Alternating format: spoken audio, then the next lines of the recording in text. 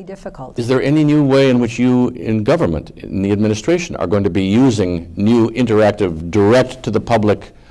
For example, what is the new Ocean Task Force? So, sorry to interrupt, you have two new proposals here. One is the new Ocean Task Force, which is underway, and also you're talking about a new National Climate Service to go alongside the National Weather Service. Right. Now, these are two possibilities here for getting into the daily thinking. Tell us about both. So I believe that government agencies have a serious responsibility to be sharing what is known in much more effective ways. And we are exploring ways to do that within NOAA. We have media communication capabilities. We are trying to strengthen those. Not that they do what independent journalists would do and should do, and you need to hold our feet to the fire. You need to tell us when we're doing well, when we're not doing well. So we have separate but parallel obligations, but we need to be doing a much better job of communicating these important things to the public, and we are exploring ways to do that in general. Now, the two things that you mentioned, one of which is the National Climate Service. One of the opportunities that we see is to provide information that is credible science, that is more relevant to decisions that people are making, whether they are public health officials deciding where to allocate resources, or farmers deciding what to plant, or water managers for a city deciding what to do, or coastal managers deciding how tall do I need to build this bridge, or where do I need to move my roadways given sea level rise. Part of what we are trying to do within NOAA is to coalesce the science and to communicate it to a variety of users to give them the information they need when they need it, and in a way that they can understand and use. And that's a whole new portfolio of services that we are just beginning to move into. That the internet makes possible for you. The internet makes it possible. Right now, you pretty much need to know which agency has something, and even within NOAA, what entity within NOAA has it. It's hard to find stuff. So one thing we're doing is creating a climate portal. So there's sort of one-stop shopping where you can get stuff and know what it is and make it easier to find. So that's sort of internal organizational.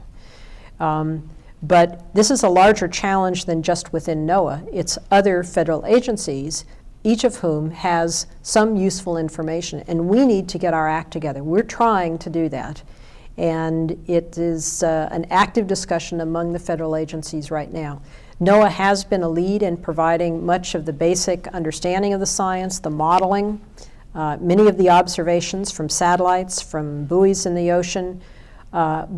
So we believe that we have a major responsibility to continue to lead this, but it really needs to be done in collaboration. And the new Ocean Task Force that you're starting, you've had public hearings already? Yes. So the President issued a memorandum in June articulating that oceans are important and we need to be taking better care of them. He set up an interagency ocean policy task force, which has 24 different senior level members of the government serving on it. I'm on it. And he charged us with first 90 days to deliver recommendations about a national ocean policy, a governance framework for implementing that policy, and an implementation plan.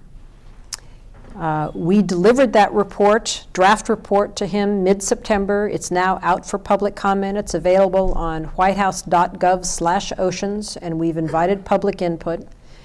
That period of comment closes October 17, so that's sort of the time horizon. Getting more active on that. Well, as we open it up to questions. And let me just finish this. The second part of the task that we have to deliver to the President by December, middle of December, is marine spatial planning, ecosystem-based coastal and marine spatial planning. Marine spatial, S-P-A-T-I-A-L. Yes. What is that? And it is a tool by which we can think about the portfolio of activities that can coexist in a particular place on the ocean or the coast to minimize conflicts and to ensure that that collection of activities doesn't degrade the health of the oceans. But are you suggesting that there's going to be a kind of an active intervention in ecosystems that can make them more resistant to climate change? We believe that that one of the best ways we should be thinking about adaptation to climate change is increasing the resilience of ecosystems by acknowledging that climate change is only one of a number of factors that is changing and in many cases degrading oceans. We also have habitat destruction, overfishing, nutrient pollution running off the land from fertilizers and sewage, transport of invasive species. Each of those different activities is contributing to the degradation of ocean ecosystems. And some of those we have control over. We can slow down the flow of nutrients to the coastal areas. We can stop overfishing. We can stop transporting invasive species. And doing each of those, or doing all of them, is going to make those coastal and ocean ecosystems more resilient to the climate changes that are underway and to ocean acidification. So you're hoping, in other words, that NOAA and the government can be a centralizing information place, we are trying to nexus to get the information out there. The portfolio, expand our toolbox to deal with these challenges, acknowledging that in the past we have thought of them in separate, climate change is over here and fishing is over here, and they don't have anything to do with each other. They have a lot to do with each other, right. And we need more holistic solutions. That doesn't mean we don't pull out the stops to reduce greenhouse gas emissions, because we need to do that too.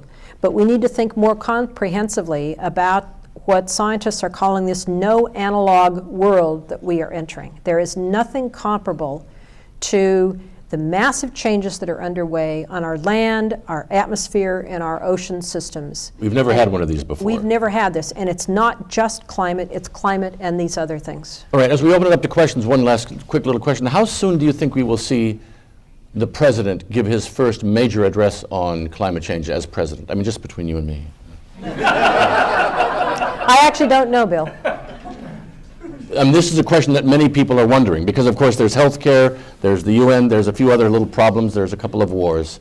You know, when there are so many challenges going on, if one attempts to tackle all of them simultaneously, it doesn't work. And the president is being very strategic in trying to, and disciplined in terms of doing things in a fashion that is in the end, I think, going to get us where we need to be.